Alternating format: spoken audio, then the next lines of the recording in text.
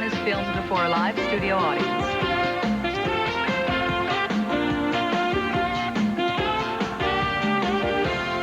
And red wire A to red wire B, and that should do it.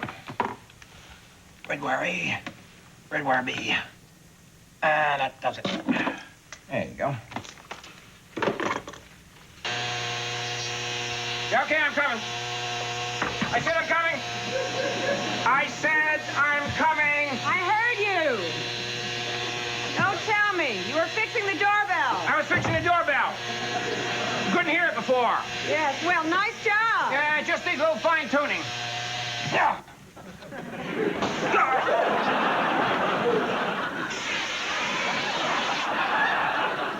No worries, been doing that all day. Remind me next time I come over to wear a hard hat. So what can I do for you, Wendy? John, I have some good news. Don't tell me. Your boyfriend's in a Libyan prison. Please.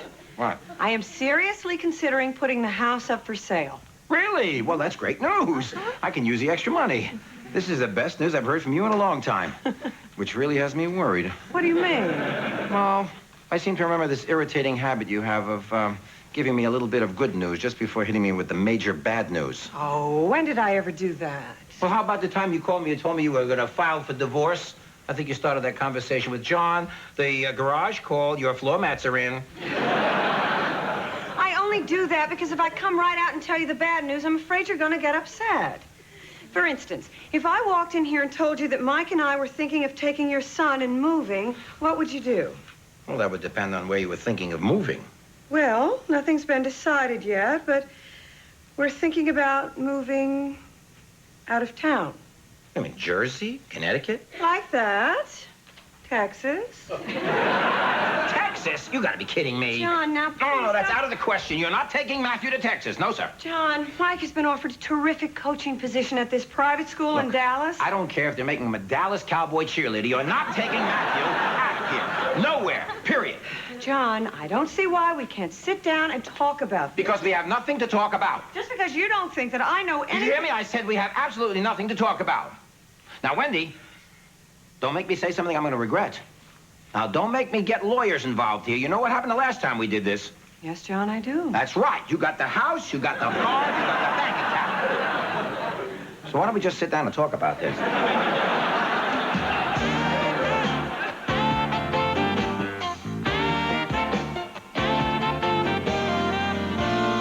Hi, guys. Oh, hi, Ralph. Hey, Ralphie, I got a great idea. Tomorrow, you want to meet me at the Metropolitan? Excuse me? The Metropolitan Museum of Art? Yeah. I go there every Saturday. It's my favorite museum. Really?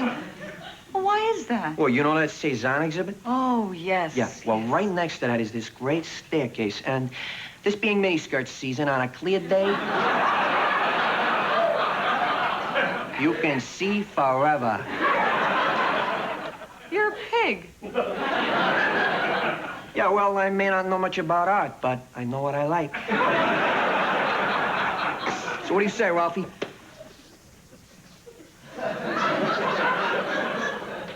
Ralphie? I'm sorry, Kirk. I wasn't listening. Ralph, is there something wrong? See, Monday would have been my 1-year anniversary with Bloom Leica. 1 year? Ralphie, you guys never even made it to 1 hour. She dumped you before the rice hit the ground. Come on, it's not like it was any great romance. She only married him to stay in the country. Don't you ever have anything positive or encouraging to say? All right, all right. Ralphie, look on the bright side. There are plenty of other women just like Bloom Leica who'd be thrilled to marry a guy like you. Oh, why would anyone want to marry me? So they could stay in the country, too. You see, this should have been one of the happiest days of my life.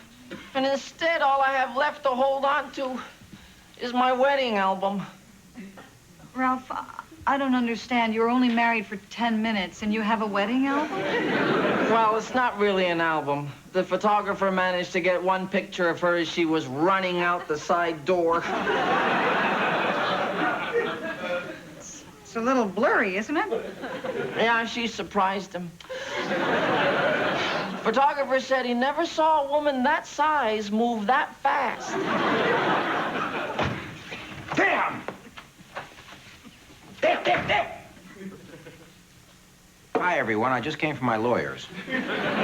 Oh, what are we talking, John? A malpractice suit on the nose job?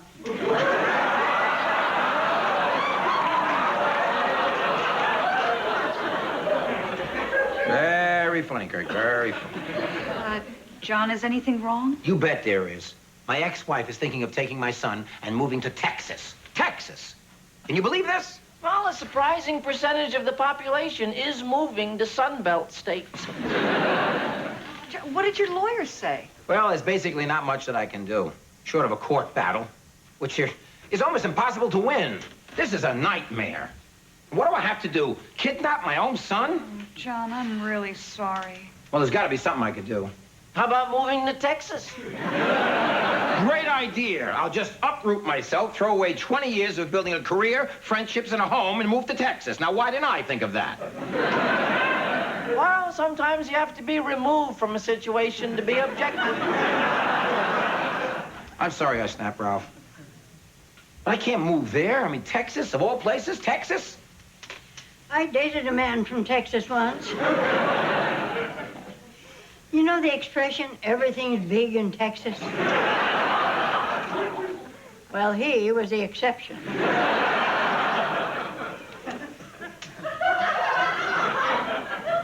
He was a jockey.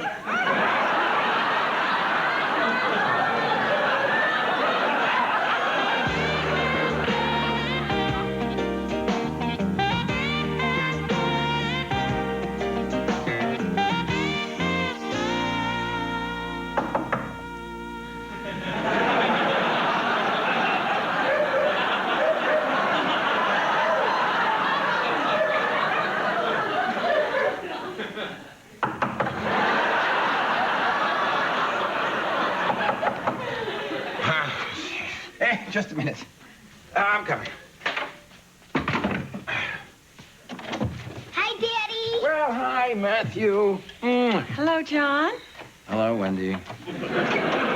There's my guy. Dad, how do you like this great new hat?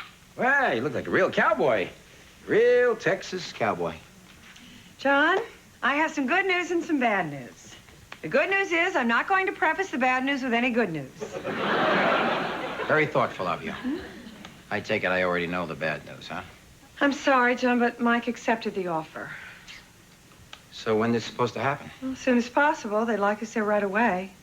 Oh. Listen, John, I just want you to know that I've already promised Matthew that he can come and visit holidays and summers. And Dad, guess what? I get to have my own horse. Isn't that great? Yeah, that's great. That's really good. Well, Mike and I are flying to Dallas, you know, kind of check things out. I'll pick up Matthew on Sunday night. Goodbye, Goodbye, sweetie. Mom. I love you. You guys have a great weekend.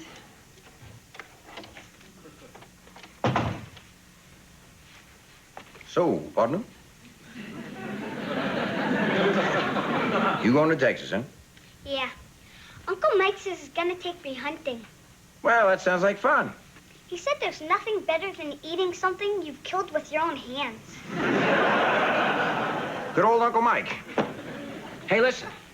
Since, this might be one of the last weekends we get to spend with each other for a while, what do you say we do something absolutely great, huh? Anything you want, you name it. We can go to the zoo or a movie. We can go to the basketball game down at the garden. I wanna go camping. Camping! Now, that's a great idea. I don't know why I didn't think of that idea myself. You, do that outdoors, right? Come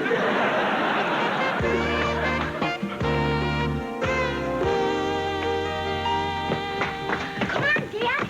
Get up. It's our last day here and we still have a lot of things to do. Oh, that can't be. We did everything yesterday. We hiked, we climbed, we fell, we cried. Your daddy's very sore, Matthew. It says in this guidebook that there's an Indian burial ground right near here. We'll see if you have to be an Indian to get in. And you promised we'd go hunting. Well, didn't I kill a rabbit yesterday? Dad, we ran over it. Well, dead is dead, Matthew. Oh, come on, Dad. Come on. All right, okay, all right. You're right. I brought you up here. To have fun. You and I can have fun. Now, what do fathers and sons do in the wilderness? Let's see if there's some basketball on TV. Dad, we're not gonna watch TV. Shh, wait, listen to And this. now for an update on the heavy blizzard blanketing the Northeast. The state police have issued traffic advisories as thousands dig out from under the worst snowstorm in 30 years. Oh, my God, blizzard. Your mother is expecting us back in the city by tonight. We better get packing, kid. Oh, Dad, can't we stay just a little longer? Oh, come on, Matthew. You heard what the man said. It's going to take us all day to get home. Dad, just one more day? Come on, kiddo. Get everything together while I go out and warm up the car.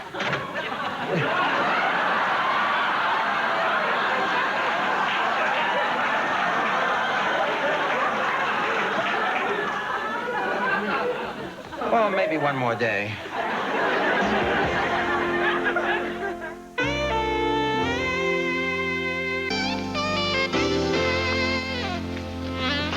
Oh.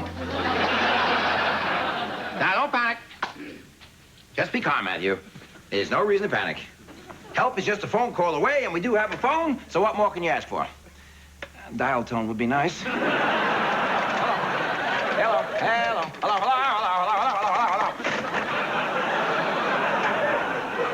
No reason to panic, Matthew. So, the door is blocked. So what? I know what to do. Step back, son. After all, it's only a little snow. This is great. I hope we're stuck here all winter. Matthew, mindless panic will get us nowhere. The thing to do is to be calm. Now, all we have to do is attract attention to get help. I know. We'll light a flare. But where will I throw it? We'll throw it up the chimney. But I don't have a flare. I know, a pigeon. We'll get a pigeon and tie a note around its neck and send it out for flares. But first, we have to attract the pigeon. We'll use breadcrumbs. No, better yet, a mating call. This will always get it.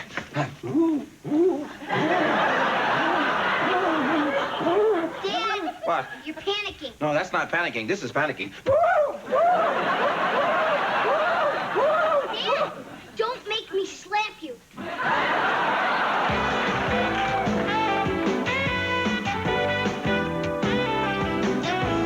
Come on, Matthew, lunch is ready.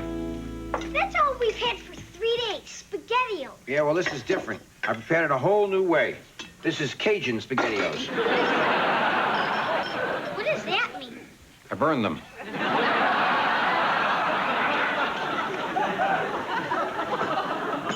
What's on? Only the news.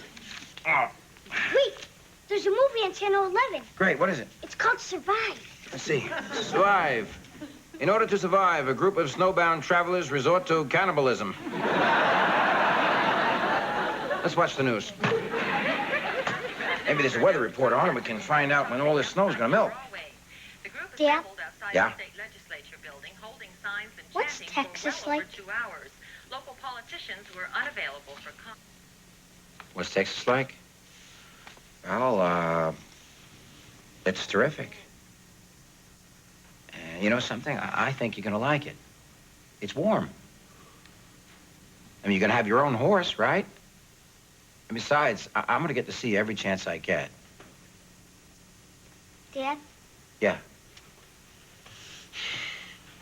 Why don't you come to Texas?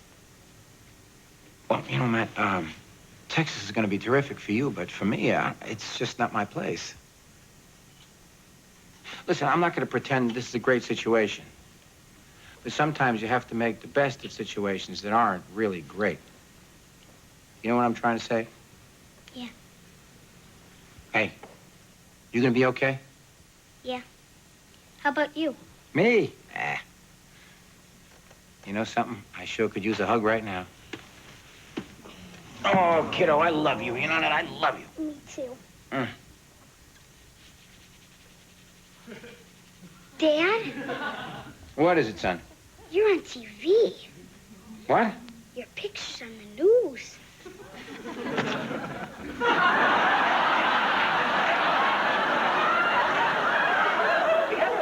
that New York City schoolteacher John Lacey, who allegedly abducted his 9-year-old son, is believed to be heading for the Canadian border. There's been no sign of the pair, although it's been 3 days since his ex-wife alerted police. State and local authorities report no leads. Oh, my God! This is great!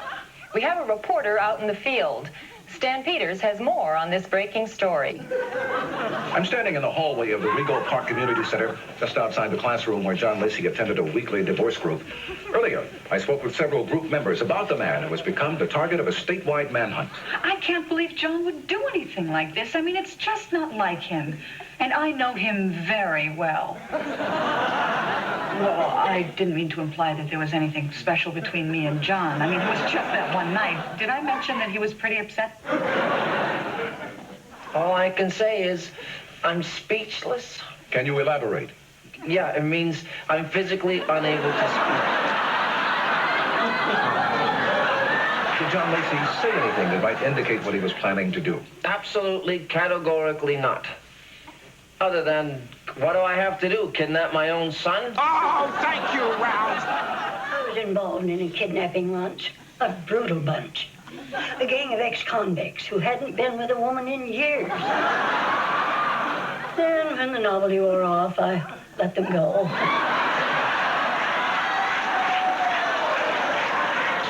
Joining me now live is Mr. Kirk Morris. Mr. Morris. Oh, please, call me Kirk. Kirk, did you ever suspect that John Lacey was capable of something like this? Well, Stan, speaking as his oldest and dearest friend, the man was a walking time bomb. Oh, come on. I'm only surprised he didn't snap sooner. Any final thoughts? Yes, I think this would make a superlative TV movie. Thank you very much, Mr. Morris. Reporting live for Action News, this is Stan Peters. Yo, any producers out there, I'm in the book. Back to you in the studio. Dad? Are you okay? Dad!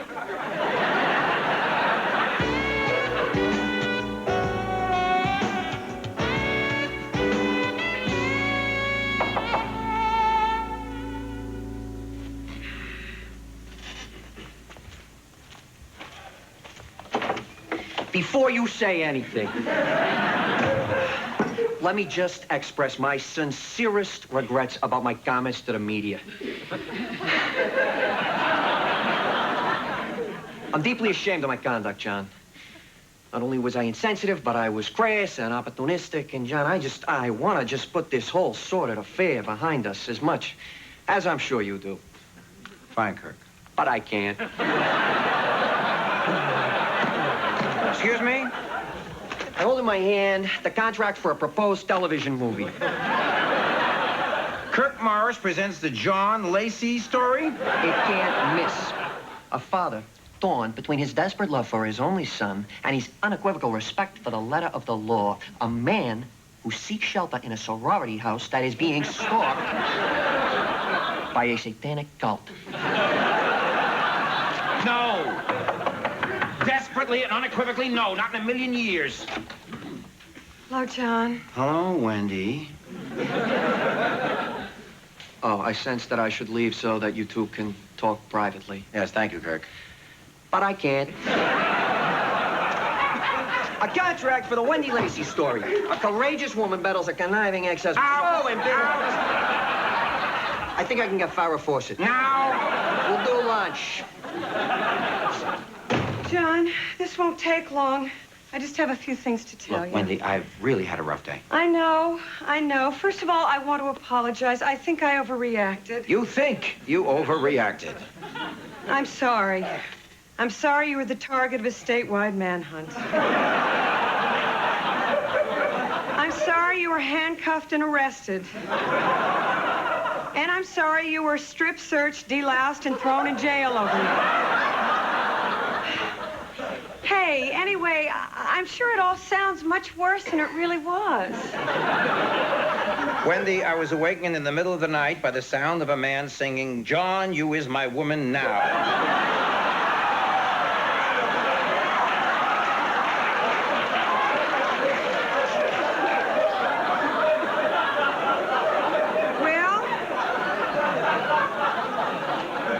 John, maybe this will make you feel better. Mike and I are not moving to Texas. Why, you hated it? No, actually, we loved it, but I've done a lot of thinking since the last time we talked, and I decided that the most important thing is not what I want or what Mike wants, but what's best for Matthew. He needs to be with his father. Well, thanks, Wendy. That's probably the best news I've ever gotten in my whole life from you. John, I realized I could never take Matt away from you. Well, that's great. I mean, that's great. You know, my whole life, I've always had this tendency to try for more. Even when things were great, I would want it to be more great. In case I got on a roll, you know? You know what I mean? You have that feeling now? Yes, but I'm mature enough not to give in to it. Go ahead. What would make tonight even more great? If you told me another reason you had for not going to Texas was that you would miss me, too. Yes, John. I would miss you, too. There it is. It's the first time in my whole life I've ever had two greats in a row. And,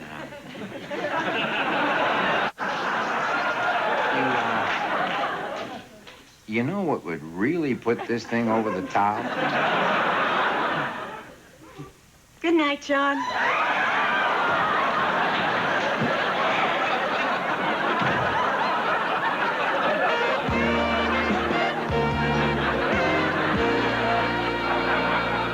There's dancing in the street with Big Bird, Kermit, Oscar, and more when Bill Cosby hosts Sesame Street 20 and still counting. Then leap into action with a time traveler facing incredible danger in Quantum Leap. It's one big leap for viewers, says the New York Post. And the unsub team stalks a bishop who may be killing his flock tomorrow night.